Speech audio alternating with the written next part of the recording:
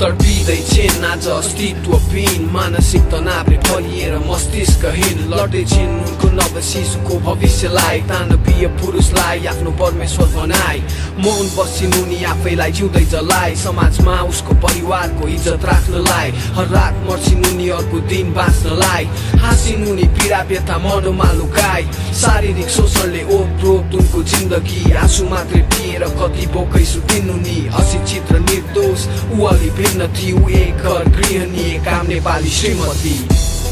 जिएको छ जीवन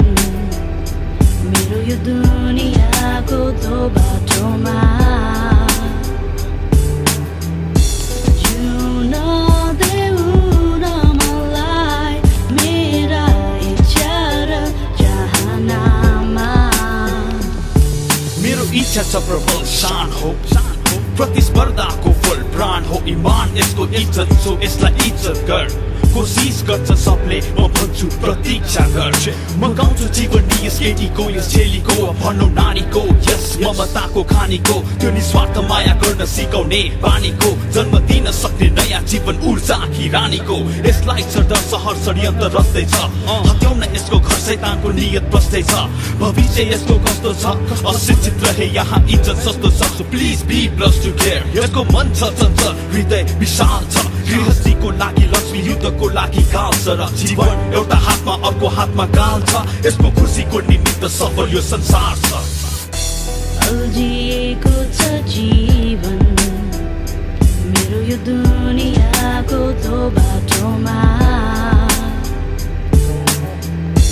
जिउन देऊ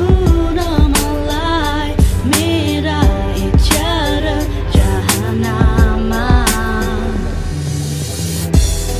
जिएको छ जीवन मेरो यो दुनियाँको दो बाटोमा जिउन देऊ न मलाई मेरा इच्छा र चाहनामा उसको मनभित्र एउटा आगो छ छनछने बलिरहेको छ उसलाई मात्रै आभास छ कति पीडा भएको छ रुन चाहन्छ तर अनुहारमा उसको हाँसो छ आँसु त सुके सबै खाली खोक्रो आत्मा छ भगवान हुन्छ नि तर शैतान उसको साथमा छ नेगेटिभ एनर्जी जुन हाम्रो समाजमा छ हाम्रो संस्कारमा छ हरेक जात पातमा छ कति कुरा जुन इज्जत र लाजमा छ उधिकार छ सद्भाव र आदर छ मानव सभ्यता र मर्यादा माथि हाँस्दछ देखेर अन्धविश्वास र भोकको आस्थालाई माग्दछ मानिस यहाँ ढुङ्गालाई हात फैलाइ सबै राम्रो होस् पनि आफू र आफ्नालाई फेरि किन शत्रु हुन्छन् यहाँ दाजुभाइ कसरी बाँच्न सक्छौ आफ्नै आमालाई रुवाई यस्तै प्रश्न लिएर उ बस्दैछ टोलाइ